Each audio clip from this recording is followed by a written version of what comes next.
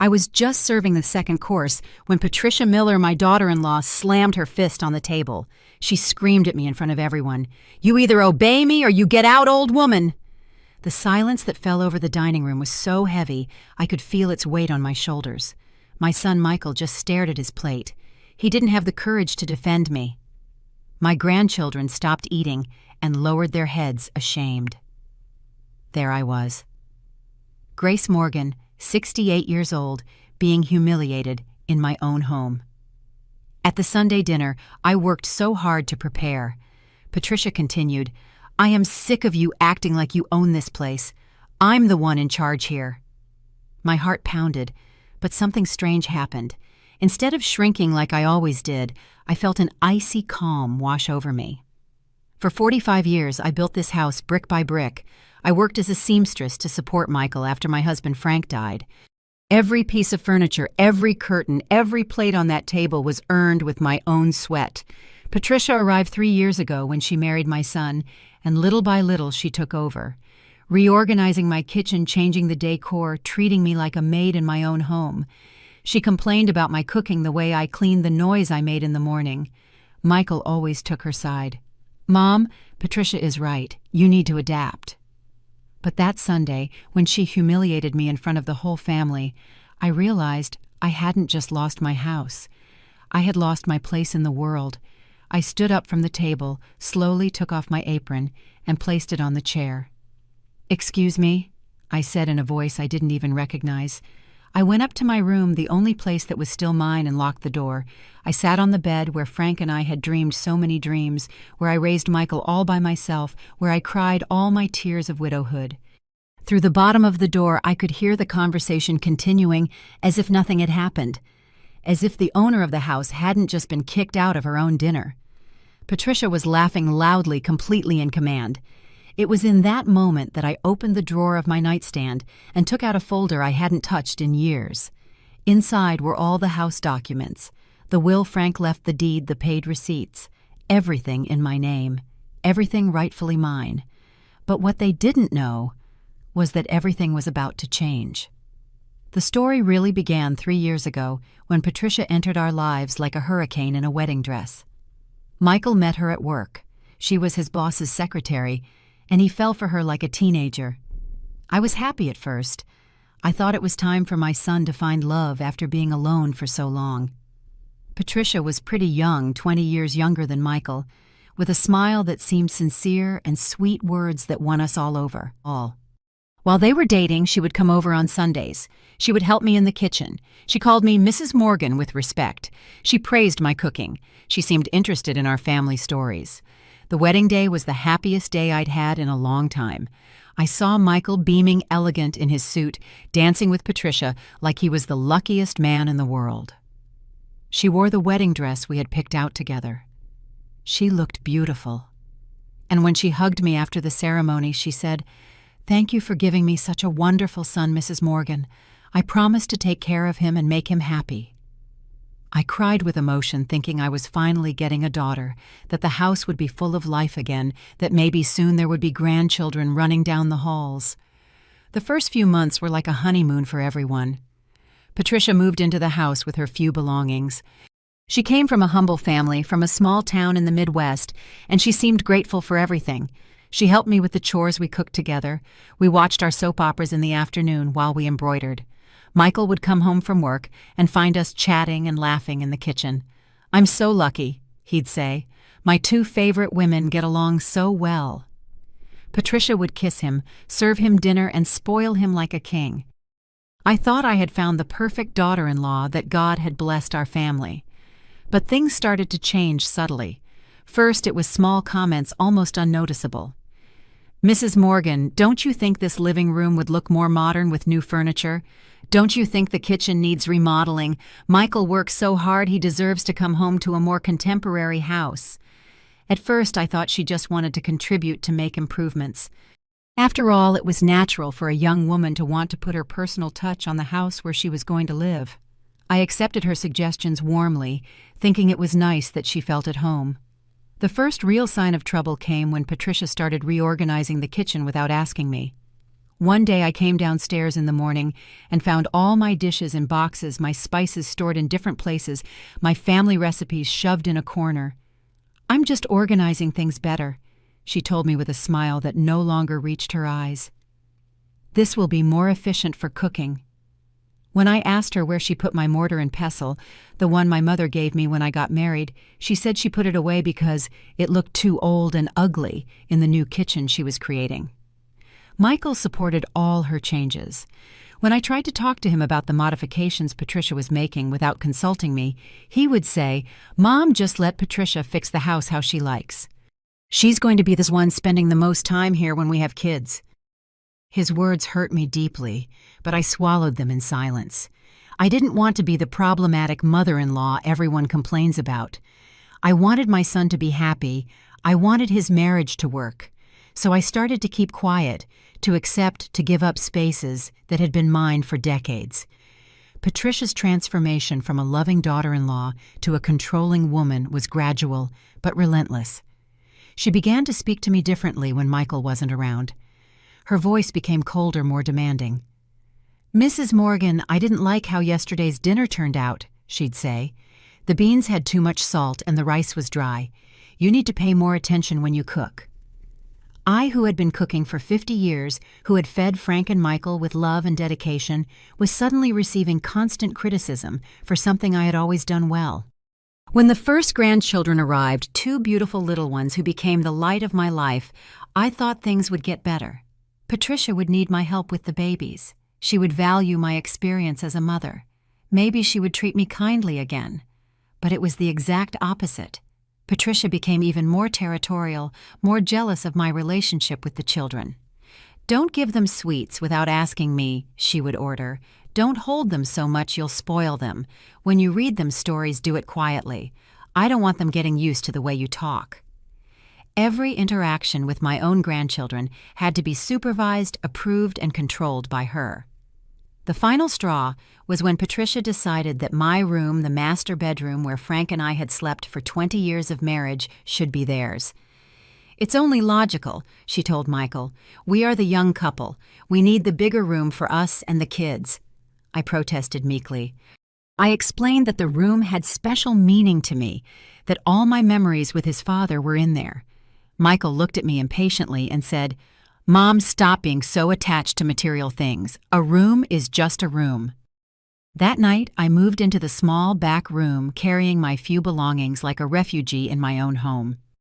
Patricia began treating me like her personal employee. She woke me up early to make her breakfast exactly how she liked it. Scrambled eggs, not too dry, coffee with little sugar toast that was golden but not burnt. If anything wasn't perfect, she scolded me like a child. "You can't even do something this simple correctly, Grace." I had to wash her clothes a special way, iron Michael's shirts a certain way, clean the house following her new rules. The woman who had worked her whole life to build that house now had to ask permission to use her own kitchen. On Sundays, when the rest of the family came over, my sisters, my brothers-in-law, my nephews, Patricia played the role of the perfect daughter-in-law. She smiled, served coffee, spoke sweetly about how much she loved and respected me. "Grace is such a blessing in our lives," she'd say with a fake smile. "I don't know what we'd do without her." But as soon as the guests left, she would go back to being the cold, authoritarian woman I knew. Once my sister Dolores asked me in private if everything was okay because she noticed I'd been very quiet lately. I didn't have the courage to tell her the truth. How could I explain that I had become a stranger in my own home? Michael changed completely after getting married. The loving son who used to hug me every morning before work, who told me his problems, who asked for my advice, he disappeared. Patricia became his only confidant, his only priority. When I tried to talk to him about something, he'd answer distractedly, in a hurry to end the conversation and get back to his wife. "I can't right now, Mom. Patricia needs me." That was his constant answer. The nights we used to spend talking in the living room watching TV together were over.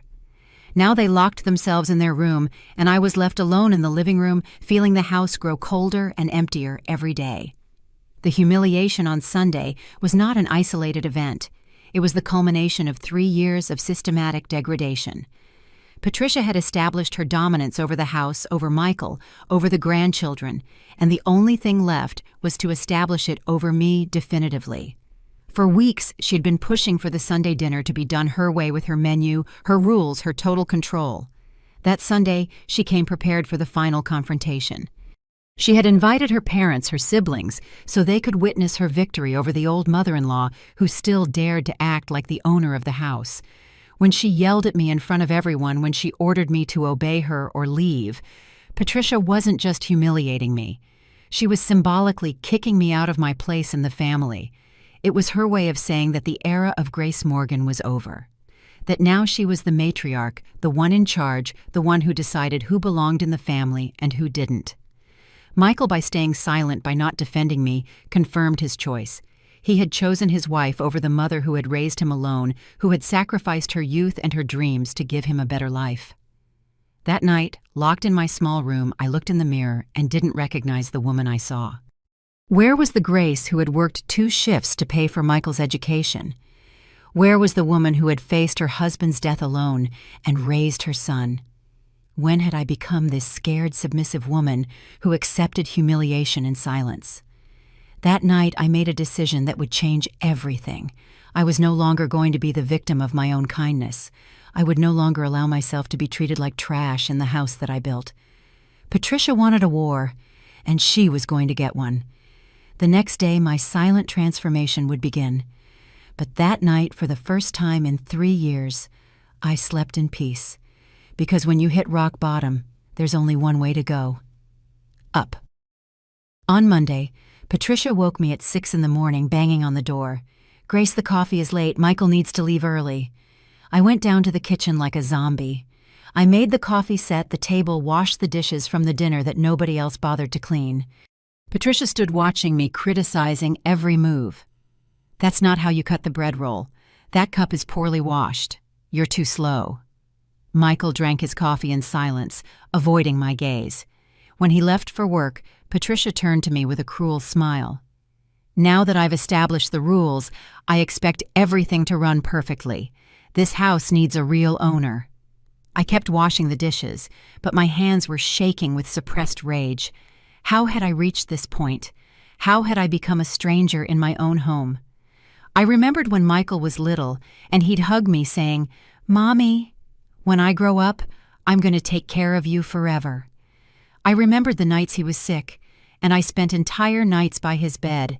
I remembered working 2 shifts at the sewing factory to pay for his schooling, how I sold my jewelry to buy his university textbooks, how I saved every penny so he could have a better life than me. When Frank died, I promised him I would take care of our son, and I did. I gave up my dreams, my plans, my future. I never dated again. I never traveled. I never thought about myself again. Everything for Michael. And now, he was married to a woman who treated me like garbage, and he allowed it. Patricia only loved him for the house, for the comfort, for the stability that I built. She didn't even know that Michael cried in secret when his father died. She didn't know about the nights he had nightmares and came to sleep with me. In the afternoon, while I was hanging laundry in the yard, I heard Patricia talking on the phone with a friend. I finally convinced my husband to put his mother in her place. The old woman thought she owned the house, but now she knows who's boss here. Soon I'm going to convince Michael to put her in a nursing home. Then I'll finally have my house in peace. My legs buckled. A nursing home. After everything I did, after all the sacrifices, she wanted to lock me away. And the worst part, she was convincing my own son to do it, too. I let the clothes fall to the ground and went inside. I went up to my room and locked myself in. I picked up a photo of Michael as a child, back when he looked at me like I was the most important person in the world. That little boy was dead. In his place grew a weak, manipulated man who chose a woman over the mother who gave her life for him. And in that moment, something inside me finally broke. I couldn't sleep that night. I lay awake remembering every moment of my life with Michael, every sacrifice I had made, every dream I had abandoned for him. I remembered when he was a baby and got pneumonia, how I spent 3 nights without sleep watching over him in the hospital, praying to God not to take him from me. I remembered his first steps in this very house, his first words. Mama was the first. His first day of school when he cried because he didn't want to leave me. I remembered the afternoons doing homework together at the kitchen table, the nights reading him stories before bed, the Sundays going to church together and then getting ice cream in the park. I remembered when he turned 15 and I threw him a surprise party with all his school friends. I worked weeks of overtime to save the money. I decorated the house with balloons and streamers. I made his favorite chocolate cake. Michael was so happy that night. He hugged me in front of all his friends and said, "My mom is the best in the world." His friends applauded, and I felt like the proudest woman in the state. That boy who looked at me with admiration, who trusted me completely, who needed me. Where had he gone? I remembered his high school graduation when he went on stage to get his diploma and looked for me in the crowd to smile. I was in the front row wearing my prettiest dress, the blue one Frank had given me before he died, crying with pride. Michael had been the valedictorian of his class. He had won a scholarship to the university. He had a bright future ahead of him. After the ceremony, he hugged me and said, "Thanks, Mom. Everything I am, I owe to you." That night, we ate at the fanciest restaurant in town, just him and me, celebrating his achievement and planning his future. We talked about his dreams of being an engineer, of building beautiful buildings, of having his own family someday. College was hard for both of us. Michael studied civil engineering in Chicago. He had to travel 3 hours a day or stay at my sister's house during the week. I worked day and night to pay his expenses, the tuition, the books, the transportation, the food. I sold everything I had of value. The gold earrings Frank gave me when Michael was born, my wedding ring, even my parents' antique wardrobe. But it was worth it. Every semester Michael passed, every class he completed, every step toward his degree was a shared victory. The weekends he came home, he told me everything. His professors, his classmates, the projects he was working on. We were a team, him and me, against the world. When he graduated as an engineer, it was the happiest day of my life since his birth. I traveled to Chicago for the ceremony. I wore my prettiest shawl, the silk one I inherited from my grandmother. Michael looked so handsome in his cap and gown, so mature, so professional. When they called his name to the stage to receive his degree, I screamed with excitement like a crazy person. People looked at me funny, but I didn't care. That was my son, my pride, my whole life receiving the recognition he deserved for so much effort. After the ceremony, we went to eat, and Michael gave me a silver bracelet with a small engraved plate that said, "For the best mom in the world, thanks for believing in me." The first few years after his graduation were beautiful.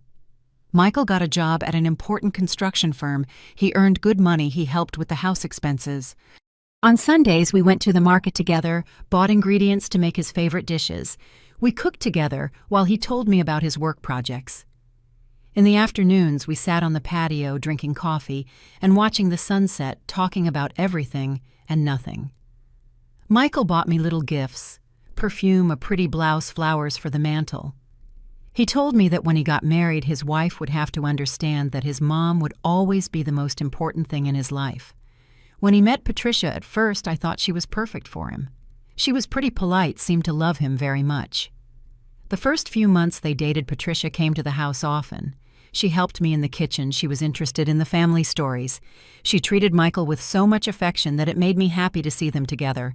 One time she told me, "Mrs. Morgan, I want to ask your permission to love your son. I promise I will never try to separate you.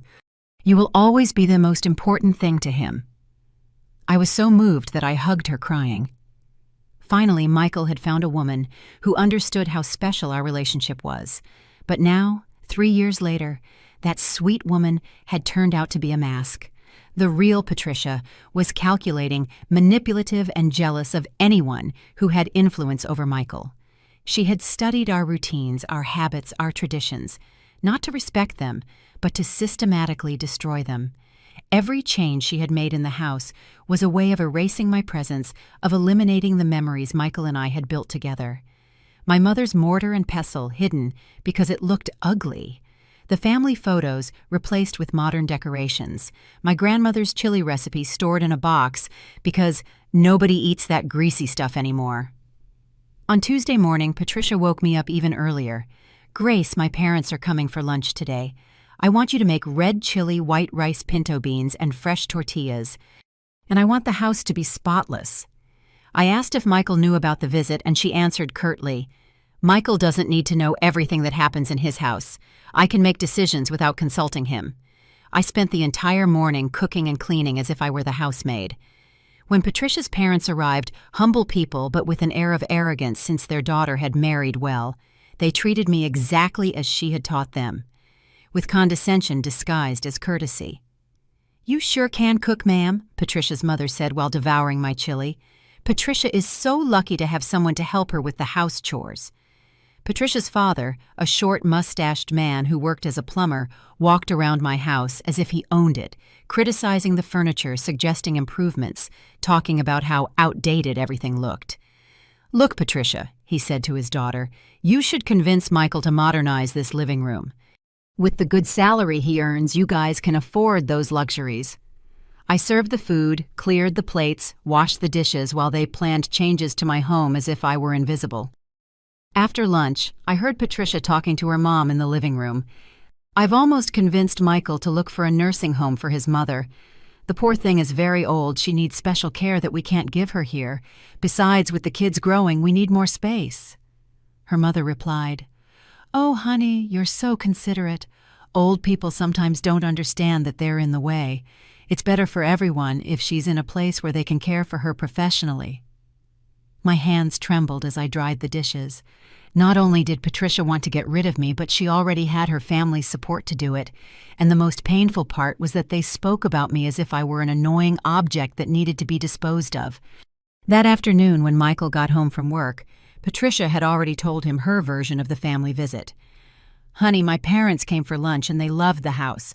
My mom says you have great taste in decorating." Michael looked happy to have made a good impression on his in-laws. Patricia continued, "By the way, my mom gave me the name of a very good assisted living facility for seniors. She says your mom would be better off there with people her age with special activities for the elderly." Michael nodded distractedly while changing his clothes. "Yeah, honey, we could look into it. My mom is getting older. Maybe she needs more care than we can give her here." I listened to them from my room, where I had taken refuge after cleaning the whole house. My own son, talking about me as if I were a burden, as if I were a problem to be solved. He hadn't asked my opinion. He hadn't considered my feelings. He hadn't thought for 1 second about everything I had sacrificed for him. To Michael, I was already just an annoying old woman taking up space in his house, the house that I had paid for, the house where I had raised him, the house where I had buried my dreams to build his. That night, I didn't come down for dinner. Patricia came up to get me. "Grace, dinner is ready." I told her I wasn't hungry. "Are you sick? Do you need me to call the doctor?" Her fake concern disgusted me. "I'm fine, just tired." Patricia stood in the doorway for a few seconds as if studying me. "Well, if you need anything," she said. But in her eyes, I saw something different. Satisfaction. She was happy to see me weak, broken, defeated. Every tear of mine was a victory for her. Wednesday dawned gray and rainy, just like my mood. I stayed in bed late listening to Patricia complaining downstairs that breakfast wasn't ready. "Michael, your mom is acting very strange. She didn't eat dinner yesterday. Today she didn't want to get up. Don't you think we should take her to the doctor?" Michael came up to see me. He knocked on my door gently. "Mom, are you okay? Patricia says you haven't eaten." I pretended to be asleep. I didn't want to talk to the stranger my son had become. He stood there for a few minutes, then he went downstairs. I heard them talking in the kitchen. "She's sleeping. Maybe she just needs rest," Patricia replied. "Or maybe she's starting with dementia." My grandmother started just like that, losing the desire to do normal things. Dementia. Now they didn't just want to get rid of me for being annoying. They were inventing diseases to justify it. Patricia was smarter than I thought. She wasn't just taking my place in the family. She was building a narrative where she was the long-suffering hero, caring for a sick mother-in-law, and Michael was the grieving son who had no choice but to put his mother in a home for her own good. It was a perfect strategy. They would look like the good guys while sending me away to die alone in a facility. In the afternoon, when they were at work and school, I went down to the kitchen. The house was silent. The only sound was the ticking of the clock that Frank had given me on our 5th anniversary. I poured myself a coffee and sat at the table where I had eaten breakfast with Michael so many times when he was a child. I remembered the mornings packing his lunch for school, arranging his favorite bean and cheese sandwich, his juice box, a small apple. I remembered how he always said goodbye with a kiss and an "I love you, Mommy," before running off to the school bus. At this table, we had celebrated his birthdays, his good grades, his small victories. At this table, we had cried together when Frank died, holding each other, promising we would always have each other. At this table, we had planned his future, his studies, his dreams. Now this same table was the witness to my daily humiliation. The place where Patricia gave me orders like a servant, where Michael ate in silence, avoiding my eyes. I got up and walked through the house that had been my world for 45 years. In the living room was the armchair where Frank used to sit and read the newspaper in the afternoons, where Michael did his homework while I cooked, where we had watched thousands of soap operas and TV shows together.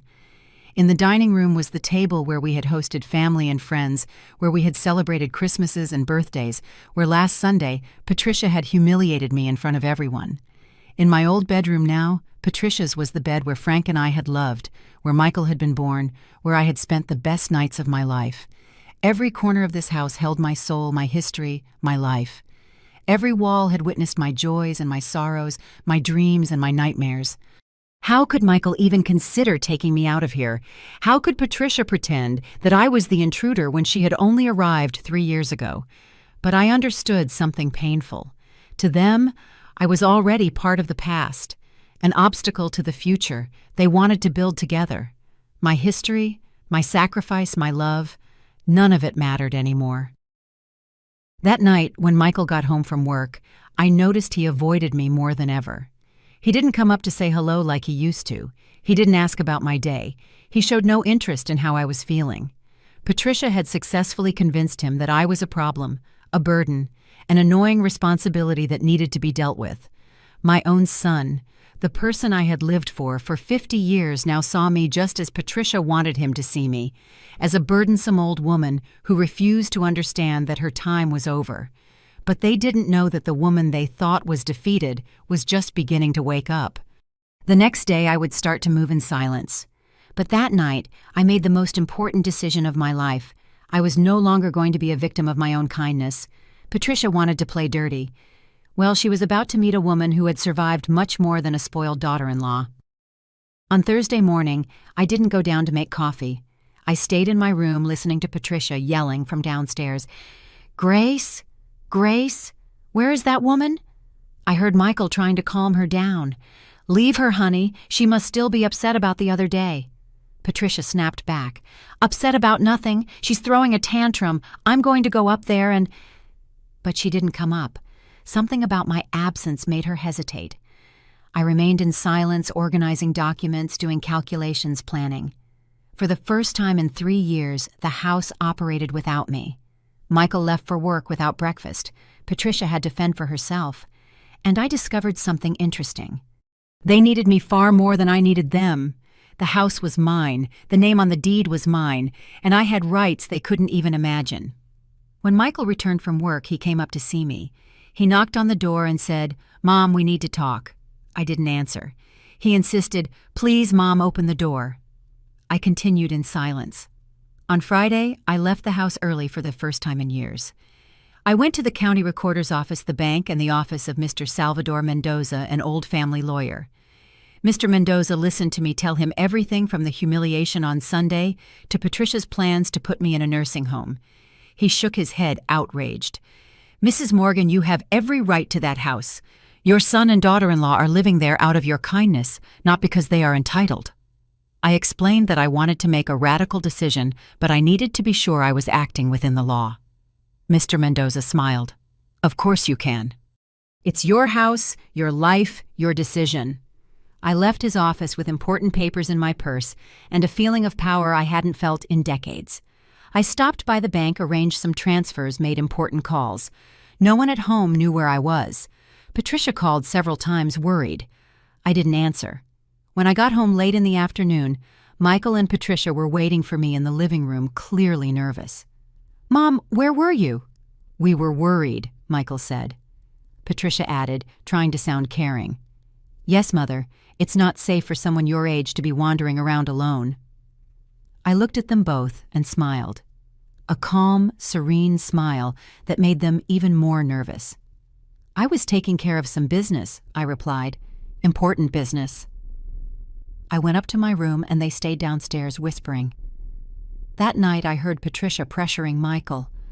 "She's planning something. You need to do something." But I had already done my part. On Saturday morning, I went down to the kitchen as if nothing had happened. I made coffee, set the table, acted normally. Patricia was suspicious, but she relaxed a little. Michael left for work relieved, thinking I had gone back to normal. What a mistake.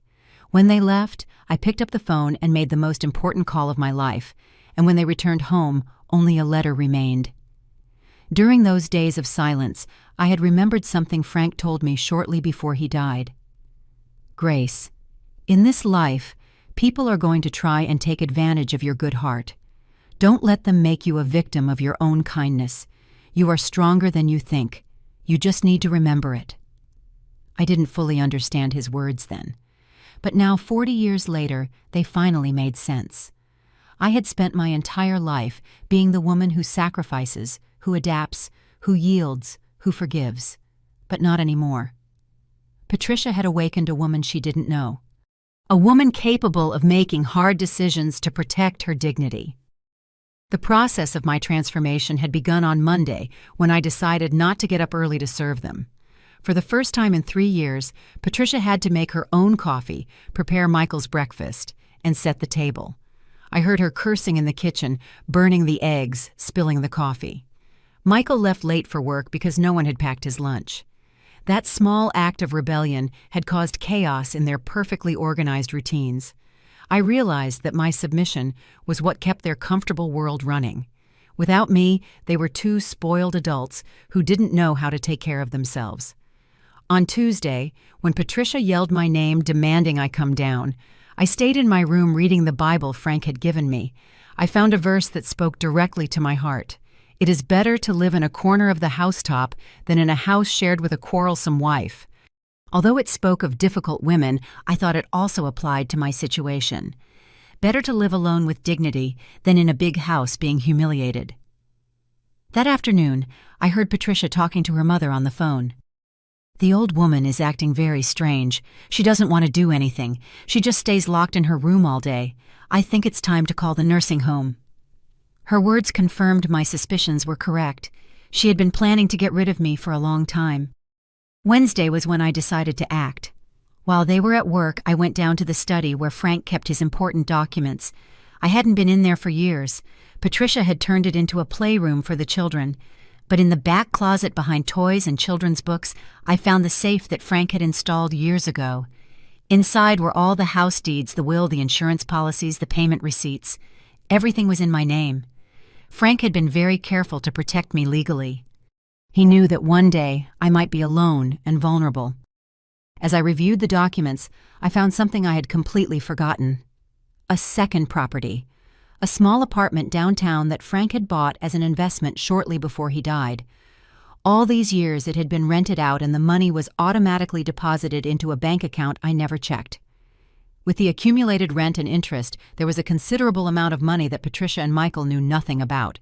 Frank had left me more protected than I ever imagined.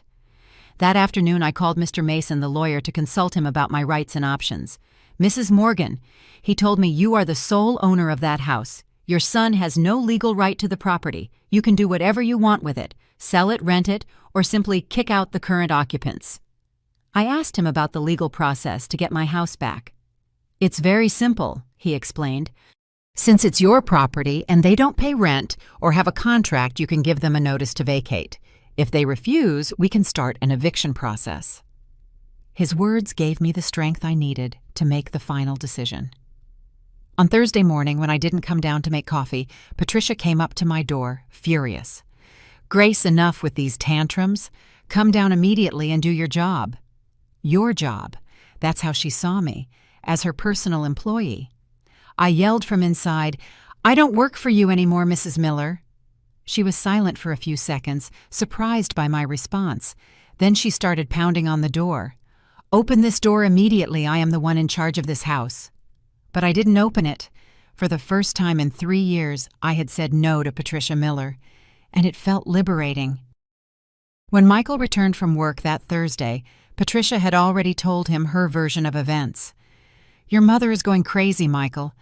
She yelled at me, she disrespected me, she refuses to do her duties in the house. I think it's urgent we call the nursing home." Michael came up to talk to me, knocking gently on the door. "Mom, can we talk? Patricia tells me you yelled at her."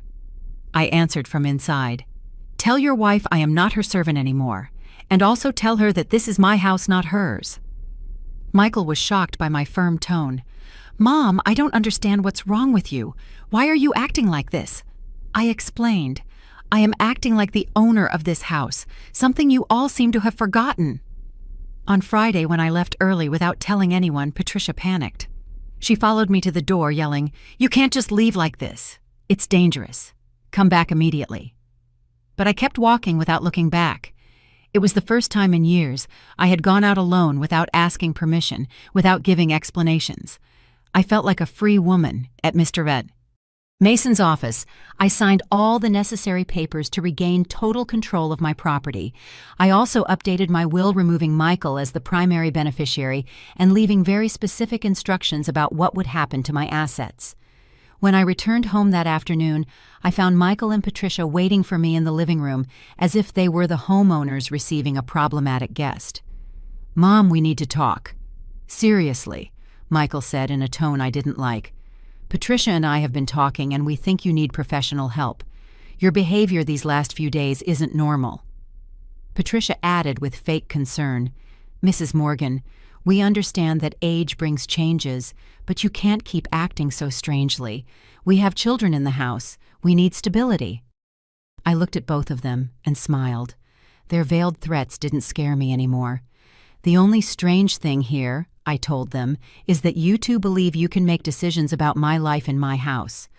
That night, I heard Patricia on the phone with someone probably researching nursing homes. "Yes, it's urgent. The woman is 68. She's showing signs of dementia, aggressive behavior, disobedience. Do you have a bed available?" Her words confirmed she already had it all planned. She didn't just want to kick me out of my house. She was going to use the excuse of mental illness to do it. She was smarter and crueler than I had thought. But two could play that game, and I had cards she didn't even know existed. On Saturday, I acted as if I had returned to normal to throw them off. I made breakfast. I cleaned the house. I acted like the submissive mother-in-law I had always been. Patricia relaxed, thinking she had won the psychological battle. Michael went to work relieved, believing my nervous breakdown was over. But while they thought I had gone back to being the victim, I was executing the most important plan of my life. When they left, I made the calls that would change everything forever. First, I called Mr. Mason. "Mr. Mason, I want to proceed with what we discussed. Prepare the eviction papers." Next, I called a moving company. "I need you to come pick up my belongings at this address tomorrow Sunday at 12 noon. Then I called my sister, Dolores. "Sister, can I stay with you for a few days while I get my new place ready?" I also called the bank to transfer money to my personal account. Money I was going to need for my new independent life. The hardest call was to a real estate agency. "I want to put a house up for sale." "Yes, it's urgent. The current occupants need to be out in 30 days. The agent explained that in the current market, a house like mine would sell quickly. "Are you sure about this decision, ma'am? Once you sign the sales contract, there's no turning back." I assured him I had never been more sure of anything in my life. That house had stopped being my home the day they allowed Patricia to humiliate me in it. Now it was just a property I needed to get rid of. After making all the calls, I sat in my small room and wrote the letter I would leave on the table. I wrote every word carefully, thinking about the impact it would have when they read it. "Michael and Patricia, I have moved out permanently. The house is officially for sale. The real estate agent, Richard Vargas, will be in contact with you. You have 30 days to find another place to live. With respect, but without affection. Grace Morgan." I reread the letter several times, making sure the tone was firm but legal, clear but final. That night, I slept better than I had in months. For the first time in 3 years, I was going to sleep knowing that the next day, I would no longer be anyone's victim. The next day, my new life would begin. Far from the humiliation, far from the manipulation, far from those who had mistaken my kindness for weakness. Patricia had awakened the wrong woman. She had awakened the widow who survived alone, the mother who sacrificed everything for her son, the woman who built a house with her own hands. And that woman was not going to let anyone trample on her ever again. Sunday dawned sunny, as if the sky itself was celebrating my liberation. I got up early, packed my few important belongings, the photos of Frank, some jewelry, my favorite clothes, and waited for the moving company to arrive. At 12 o'clock sharp, just as I had planned, they knocked on the door. Michael and Patricia were at church with the kids, so the house was empty. In 1 hour, the movers took out everything I wanted to take. The rest, the furniture, the appliances, everything else would stay with the house to make the sale easier. Before I left, I placed the letter on the dining room table in the exact spot where Patricia had humiliated me the previous Sunday. It was symbolic. Where my humiliation had begun, my liberation now began. I closed the door of the house where I had lived for 45 years, where I had been happy with Frank, where I had raised Michael, where I had suffered for the last 3 years. As I closed it, I didn't feel sadness. I felt relief. That house was no longer my home. My home would be wherever I was respected and valued. When Michael and Patricia returned from church and found the letter, their perfect world collapsed in seconds. Patricia screamed like a maniac. "She can't do this. This house is ours too." Michael stood there pale, rereading the letter over and over as if the words might change. They called my cell phone dozens of times. I didn't answer a single one. Let them find out for themselves that yes, I could do all of that and much more. The war that Patricia had started with her humiliation last Sunday had just ended with my victory this Sunday. The old Grace, who let herself be mistreated, had died that Sunday morning. The woman who was reborn was someone completely different. Free, dignified, and finally the owner of her own destiny. The letter was on the dining room table in the same place where Patricia had humiliated me the Sunday before. Michael and Patricia, I have moved out permanently. The house is officially for sale. The real estate agent, Richard Vargas, will be in contact with you. You have 30 days to find another place to live. Grace Morgan. When they arrived and read it, Patricia screamed, "She can't do this! This house is ours too!" Michael just stood there, pale, rereading the letter. They called my cell phone dozens of times. I didn't answer. Let them find out on their own that yes, I could do it. The house was in my name. I was the sole owner, and I had the legal right to sell it whenever I wanted. On Monday, the agent Richard Vargas arrived with an interested family. Patricia tried to block the visit, but Mr. Mason arrived with a court order. "Mrs. Grace Morgan is the sole proprietor of this property. Any interference in the sale will constitute a crime." Michael came to my new apartment. It was small, but it was mine. The following Tuesday, he was thin with dark circles under his eyes, clearly distraught. "Mom, please let's talk. You can't sell our house." I looked at him calmly and said, "It's not our house, Michael. It never was. It is my house. I built it, I paid for it, I maintained it. You were my guests." He tried to argue. "But Mom, I'm your son. I have rights." I smiled sadly. A son who lets his wife humiliate his mother in front of the family has no rights. A son who plans to put his mother in a nursing home has lost the right to call himself a son. Michael was stunned. "How did you know?" I explained that I had heard everything that I knew about their plans. "Patricia married you for the house, Michael, and you chose her over me. Now live with the consequences." The house sold in 15 days to a young family with small children. Michael and Patricia had to move into a rented apartment on the other side of town, far from everything, with a rent that ate up almost his entire salary. Patricia, who was used to the comfort of a large house with a yard, a garden, and 3 bedrooms, fell into a depression. She started fighting with Michael every day, blaming him for the situation. "Your mother destroyed our life, and you let her—" Michael tried to contact me several times. He sent flowers, cards, messages. I received everything in silence, but I never responded. One day, I ran into Michael on the street by chance. He was even thinner, his face marked by suffering. "Mom, Patricia left me. She left and she took everything. I'm alone. No house, no family, no money. You were right about her." I looked at my son. The boy I raised, who used to hug me, who promised to care for me forever. And I felt a pang in my heart, but it was too late. "Michael," I said calmly, "you kicked me out of my own house. You allowed your wife to humiliate me. You planned to put me in a home. Now you know what it feels like to be homeless. They wanted me to disappear. So that is exactly what I did." The first few days after moving into my new apartment were strange but liberating. Waking up without hearing screaming, eating breakfast whenever I wanted, watching TV, without anyone changing the channel, cooking only what I liked. The apartment was small compared to the house, but it was completely mine. No one gave me orders. No one criticized my food. No one treated me like a servant. For the first time in 3 years, I had peace. My sister Dolores came to visit, often worried about how I was adapting. "Don't you miss the big house, Grace?" she'd ask. "I miss the house," I'd reply. "But I don't miss being humiliated in it." During the first week, Michael called every day. He left crying messages, begging for forgiveness, pleading for me to come back. "Mom, I made a mistake. Patricia manipulated me. She blinded me. I didn't know what I was doing. Please forgive me." I listened to every message until the end, but I didn't return the calls. It wasn't that I couldn't forgive him. Mothers always forgive. But forgiving didn't mean going back to being a victim. Forgiving didn't mean forgetting the humiliation. Forgiving didn't mean agreeing to be trampled on again. Patricia lasted exactly 3 weeks in the rented apartment before she abandoned Michael. The woman who supposedly loved him so much, who had fought to control her house, who had manipulated every situation to get everything. She disappeared as soon as she realized there would be no big house, no comforts, no financial stability.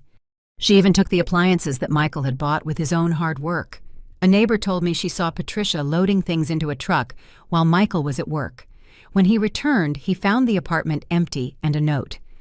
"This wasn't what I expected from life. I need a man who can give me real security." The irony was perfect. Patricia had destroyed the stable home that I had built for Michael, only to discover that without that stability, he was useless to her. She had killed the golden goose. Michael was left alone in a rented room, working 2 jobs to pay the debts Patricia had left behind. Credit cards, loans, installment purchases that he now had to pay for alone. The comfortable life he'd had for 28 years, thanks to my work and sacrifice, had disappeared forever. A month after I moved out, Michael showed up at my apartment unannounced. He was thinner than ever, with wrinkled clothes, unshaven. "Mom, I need to talk to you." I let him in, but I kept my distance. He sat in my small living room and began to cry like he did when he was a child. "Patricia left Mom. She left me with all the debts. She took everything she could carry. I lost the house. I lost my family. I lost everything. And the worst part is, now I understand that you were right from the beginning." I served him a coffee. My maternal instinct was hard to control, but I didn't comfort him like I used to. "Michael," I said, "for 3 years you allowed that woman to humiliate me in my own home. You never defended me. You never took my side. You never considered my feelings. You two planned to put me in a home as if I were crazy just to keep my house. And now that she's abandoned you, you come looking for the mother you disregarded." Michael lowered his head, ashamed. "I know I made terrible mistakes, Mom, but you're my mother, the only family I have left. Can't you forgive me?" I looked at him sadly. "I've already forgiven you, Michael, but forgiving doesn't mean going back. Forgiving doesn't mean forgetting. Forgiving doesn't mean I'm going to let you hurt me again." Michael tried to convince me for 2 hours. He reminded me of the good times from his childhood. He asked me to think about the grandchildren. He promised that everything would be different if I gave him another chance. "We can live together again, Mom. We'll find a new house. We'll start over. I've learned my lesson." But I had learned mine too. "Michael, son, you had 28 years to learn to value me. You had a whole life to understand what my sacrifice meant. You only realized it when you were left alone and with nothing. That isn't love, that's convenience." I explained how I had felt during those 3 terrible years. "Do you know what it's like to be humiliated by your own daughter-in-law in front of the whole family and have your son stay silent? Do you know what it's like to hear them planning to put you in a home like a crazy person? Do you know what it's like to become a servant in the house you built with your own sweat?" Michael cried as I spoke. "I didn't know you felt that bad, Mom. Patricia told me you were exaggerating, that it was normal for mothers-in-law and daughters-in-law to clash," I replied. "It wasn't clashing, Michael. It was systematic abuse, and you chose to believe her instead of believing me." When Michael left that afternoon, I knew it was the last time he would try to convince me to come back. In his eyes, I saw that he had finally understood the magnitude of what he had lost. He hadn't just lost a house and a wife. He had lost the unconditional love of the person who had loved him most in this world. He had traded the mother who gave her life for him for a woman who abandoned him at the first sign of trouble, and now he would have to live with that decision for the rest of his life. The following weeks were about adjustment and rediscovery. I learned to live alone after decades of living for others. I bought plants to decorate my small apartment. I signed up for a knitting class at the community center. I started reading novels I hadn't been able to read in years. Slowly, I began to rediscover who Grace Morgan was beyond being a mother and a mother-in-law. I was an intelligent, capable woman with my own tastes and firm opinions. My sister Dolores helped me a lot during that transition. "Grace," she told me, "for 50 years you lived for your husband and your son. It's time for you to live for yourself." She was right. I had forgotten that I had a right to be happy, a right to be respected, a right to make my own decisions. The money from the sale of the house plus the savings from the rent of the other apartment gave me financial security for the rest of my life. I no longer depended on anyone to survive. 3 months after moving out, I ran into Patricia at the supermarket. She was with an older, well-dressed man who clearly had money. She saw me and approached with a fake smile. "Mrs. Morgan, how are you? I've heard Michael is going through some hard times." I looked at her coldly. "Patricia, you were the one who destroyed my son. You were the one who ruined our family out of greed. I hope the gentleman you're with knows the kind of woman you are." Patricia turned red with embarrassment. Her new boyfriend looked at her with curiosity, clearly not knowing the whole story. I walked away without saying more. It wasn't worth wasting energy on someone who was already out of my life forever. 6 months after leaving the house, I received a call from Michael. His voice sounded more mature, more reflective. "Mom, I'm not calling to ask you to come back. I just want you to know that I understand why you left. I understand that what we did was wrong. I understand that you deserved respect and we didn't give it to you." I thanked him for acknowledging it, but I made it clear that apologies didn't change the past. "Michael, I'm glad you've reflected on it, but some decisions can't be undone. You chose Patricia over me, and now we both live with the consequences of that choice." The conversation was cordial, but distant. Michael told me he had gotten a better job, that he was paying off his debts little by little, that he had learned to live alone and to value the simple things in life. The experience helped me grow, Mom, even though the price was very high. I wished him the best sincerely, but I also made it clear that our paths had separated forever. "I wish you happiness, Michael, but not from up close. I can't risk being hurt again." At the end of that call, I felt at peace with my decision. I had done the right thing by moving away. It wasn't revenge. It was emotional survival. It wasn't cruelty. It was dignity. I had learned that self-love was just as important as loving your children, and that no one had the right to trample on my value as a person, not even my own son. Patricia had wanted to destroy me, but without knowing it, she had set me free. She had forced me to rediscover my strength, my worth, my ability to be happy on my own. A year later, Michael married a different woman, a humble and hard-working nurse named Rose, who met him at his lowest point and accepted him as he was. He didn't invite me to the wedding. He knew I wouldn't go, but my sister told me it had been a simple ceremony, no luxuries, but full of real love. I was happy for him, truly. Everyone deserves a second chance at love, even those who have made terrible mistakes. But he would have to build that second chance without me. I had already closed that chapter of my life and started a new one where the protagonist was me, not my role as a mother or mother-in-law. The house where I lived for 45 years now shelters the young family that bought it. I pass by it sometimes and see the children playing in the garden I used to tend. I see the new owner hanging laundry in the same yard where I overheard Patricia's cruel plans.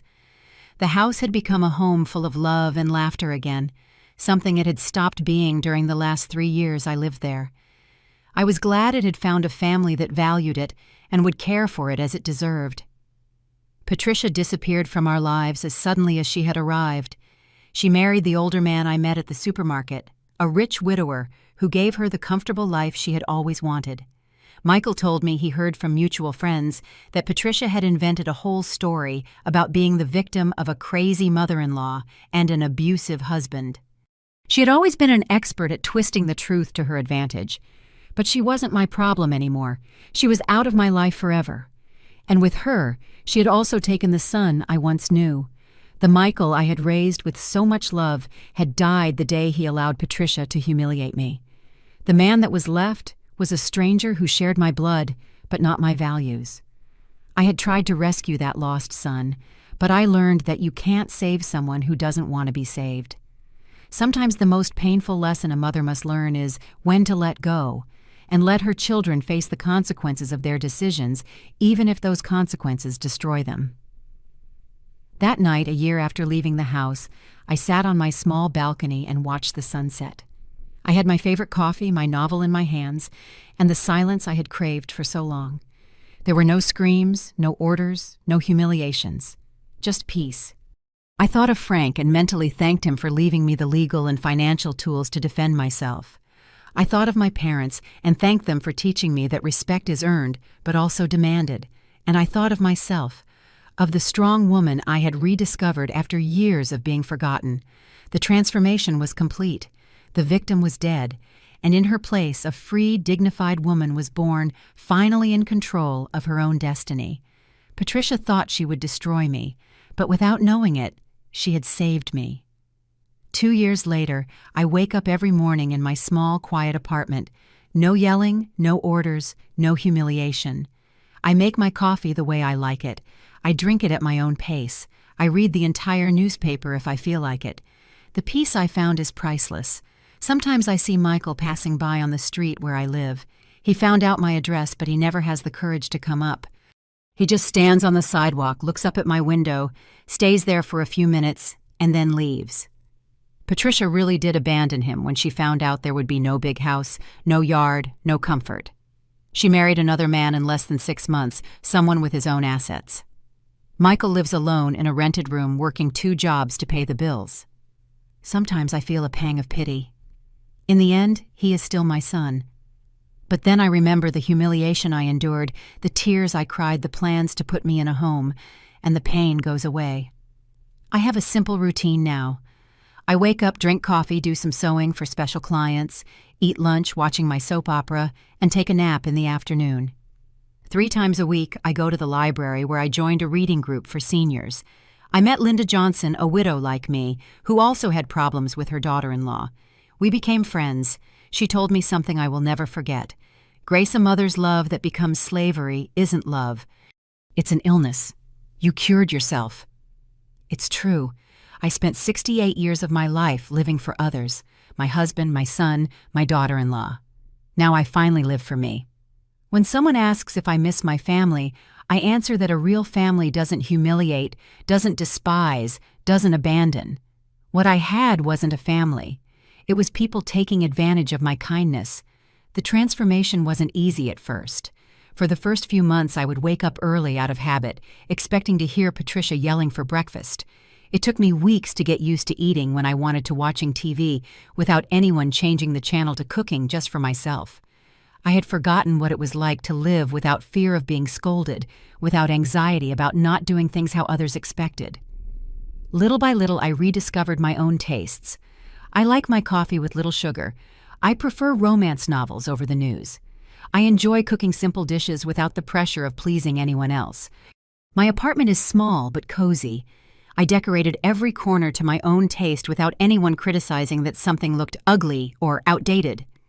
I put the photos of Frank in the living room, my mother's mortar and pestle in the kitchen, the plants I always wanted, but Patricia said made a mess. Every object has a special place. Every piece of furniture was chosen by me, for me.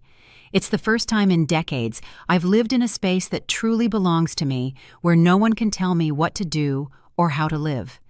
Linda became an invaluable friend during this transition. Her story was similar to mine. A son manipulated by a controlling wife, years of silent humiliation, until one day she decided to leave and never look back. I felt guilty at first, she told me during one of our coffee afternoons. I thought it was my duty to put up with everything because I was a mother. But then I understood that sacrifice has limits, that self-love matters too. Her words helped me process my own feelings, to understand that I wasn't a bad mother for setting boundaries, that I was a brave woman for choosing my dignity. Sundays are my favorite days. They used to be days of stress. Preparing huge meals, cleaning the whole house, enduring Patricia's criticisms, watching Michael ignore me. Now Sundays are for me.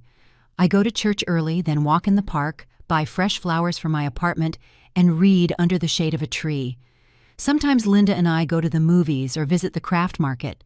They are Sundays full of small pleasures, no drama, no tension, no pleasing anyone but myself. Yesterday, Michael tried to call me again. He left a crying message begging for forgiveness, saying he understands everything that Patricia manipulated him, that he wants me back in his life. I listened to the whole message and then deleted it. It's not that I don't forgive him. Mothers always forgive. But forgiving doesn't mean going back. Forgiving doesn't mean forgetting. Forgiving doesn't mean accepting humiliation again. Michael had his chance to choose between his mother and his wife. He chose. Now he lives with that decision. I closed the drawer where I keep the old photos.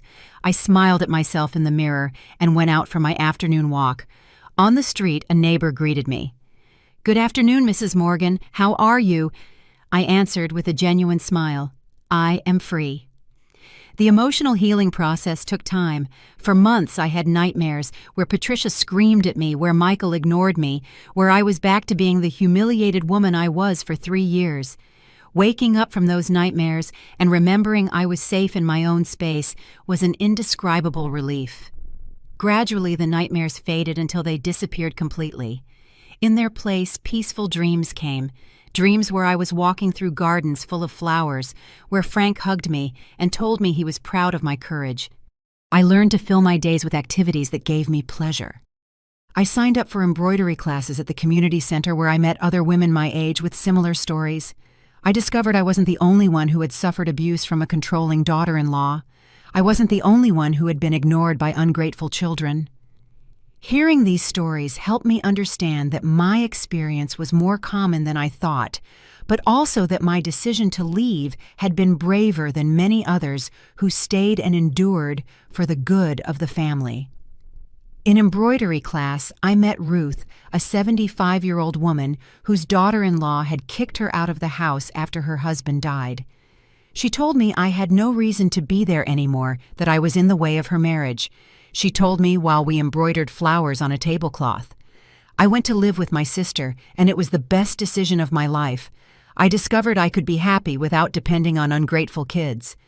Her strength inspired me to keep going in the difficult moments when the loneliness felt heavy, and I missed having family close. I also met Lucy Helen, whose story had a different ending. Her daughter-in-law had also tried to control her house and her relationship with her son. But when she set firm boundaries from the beginning, her son defended her, and the daughter-in-law had to adapt. The key, she explained, was to never allow the first act of disrespect. As soon as my daughter-in-law tried to disrespect me, I spoke to my son and made it clear I would not tolerate it. He chose to defend me, and his wife understood she couldn't mess with me. Her story made me reflect on how things could have been different if I had set boundaries earlier, but it also confirmed that Michael had made his choice consciously. On weekends, I like to walk through the historic downtown area. I see young couples walking hand-in-hand, families with children running in the squares, grandparents playing with their grandchildren. Sometimes I feel a pang of melancholy, thinking of the grandchildren I no longer see, the family celebrations I'm no longer part of. But then I remember the price I had to pay for those things. The constant humiliation, the disrespect, the loss of my dignity, and the melancholy turns into relief. I would rather be alone with respect than accompanied by contempt. My sister Dolores comes to visit me every 2 weeks. At first, she was worried about my decision. She thought it was too drastic, that I should give Michael another chance. He's your only son, Grace. Family is the most important thing. But over time, she has seen how I have blossomed in my new life, how I've regained the joy I had lost, how I no longer live with that constant tension that defined me during the years with Patricia. "You look younger," she told me. "You've shed years of stress." Sometimes people ask if I feel guilty for taking the house from Michael. The answer is simple. I didn't take anything that was his. The house was mine. I paid for it. I maintained it. I had every legal and moral right to do what I wanted with it. Michael lived there out of my generosity, not his own right. When that generosity was met with abuse, I had every right to withdraw it. It wasn't revenge. It was justice. It wasn't cruelty. It was self-defense. Any mother who watched her son allow her to be humiliated would do the same if she had the means to do it. The money from the sale of the house, plus the savings from the apartment Frank left me, gave me financial security for the rest of my life. I don't depend on anyone to survive. I don't have to put up with mistreatment out of necessity. I don't have to stay quiet for fear of being left homeless. This financial independence was key to my emotional liberation. Without it, I might have endured many more years of humiliation because I would have had no alternative. Frank, without knowing it, gave me the tools to defend myself decades after his death. News of Patricia has reached me through mutual acquaintances. She married the older man I met at the supermarket, a rich widower who gives her the luxurious life she always wanted. They live in a mansion on the outskirts of the city. They travel constantly. She wears expensive jewelry and designer clothes. She got exactly what she wanted, a man to support her, so she doesn't have to work. The difference is, this husband has no children who can interfere with her plans. He has no mother-in-law to defend. He has no family history to respect. Patricia can be the queen of her castle with no competition. I don't feel resentment toward her. On the contrary, I'm almost grateful to her for showing me who my son really was. If it hadn't been for her cruelty, I might have spent the rest of my life being the self-sacrificing mother who suffers in silence. Patricia forced me to find my strength, to rediscover my worth, to defend my dignity. Without knowing it, she was the catalyst for my liberation. Her evil became my blessing. As for Michael, I know he is still struggling financially. After Patricia left him with all the debts, he had to work 2 jobs to get by. His new job as a construction supervisor pays better, but the accumulated debts will keep him paying for years. He got married 6 months ago to a nurse named Rose, a simple, hard-working woman who met him at his lowest point. My sister went to the wedding, a small ceremony at the courthouse, and told me Michael looked good, more mature, more humble. "He asked about you," Dolores told me. "He said he hoped you were okay, and that one day you could forgive him." I replied that I had already forgiven him, but that forgiveness doesn't mean reconciliation. Rose seems to be a completely different woman from Patricia. She comes from a humble family like ours. She works for a living. She doesn't seek luxuries or comforts she can't afford. According to my sister, she treats Michael with kindness, but also with firmness. She doesn't let him play the victim or blame others for his problems. "It's what he needed," Dolores says. "A woman who truly loves him, not just what he can give her." I am genuinely happy that Michael has found an authentic love, but he will have to build that happiness without me. I have already closed that chapter of my life. The grandchildren grew up without really knowing their grandmother. I see them occasionally when they go shopping with Rose near my house. They are polite, well-behaved children, clearly being raised with love and discipline. Sometimes they recognize me and wave shyly, but that special connection we used to have isn't there. Patricia made sure to keep them away from me during their most important developmental years, and now we are practically strangers. I don't blame them. They were too young to understand the situation, but losing them was one of the most painful consequences of my decision. Still, I don't regret it. Grandchildren raised in an environment where their grandmother was humiliated would have learned that such disrespect was normal. My leaving also protected them from growing up thinking that mistreating elders was acceptable. Maybe one day when they are adults and understand the situation better, they will seek out the truth about what really happened. Maybe Michael will tell them how his decisions destroyed the family. Or maybe they'll never know the whole story. In any case, it's no longer my responsibility. The afternoons are my favorite time of day. I sit on my small balcony with a cup of tea and watch the sunset paint the sky with beautiful colors. There is no rush. There is no pressure. There is no one demanding I do anything. It's a luxury I haven't had in decades. Time to think, to reflect, to simply exist. In those moments of silence, I sometimes speak to Frank in my mind. I tell him about my new life. I thank him for being a man who respected and valued me during our marriage. Frank, I say to the sky, it took me a long time to understand your last piece of advice, but I finally followed it. I am no longer a victim of my own kindness. I found the strength you always knew I had. I feel he would be proud to see how I handled the situation, how I defended my dignity, how I built a new life at 68 years old. It wasn't easy to start over at this age, but it was necessary. It was the only way to get back my self-esteem and my inner peace. Last night, I had a beautiful dream. I was in a garden full of flowers, walking peacefully under a gentle sun. Frank was there, young and smiling like when we got married. "Are you happy, Grace?" he asked. "I am free," I replied. "And for the first time in years, that is the same as being happy." He hugged me and said, "Then all the pain was worth it." I woke up with a feeling of total peace, knowing I had made the right decisions. This morning, while I was drinking my coffee and watching the news, I heard a segment about domestic abuse against the elderly. The reporter interviewed a psychologist who explained how often the abuse comes from family members themselves, how children or in-laws can be abusive to elderly parents. How many victims don't report it out of shame or fear of being left alone? I recognized myself in that description, and I felt proud that I had been brave enough to break the cycle of abuse before it was too late.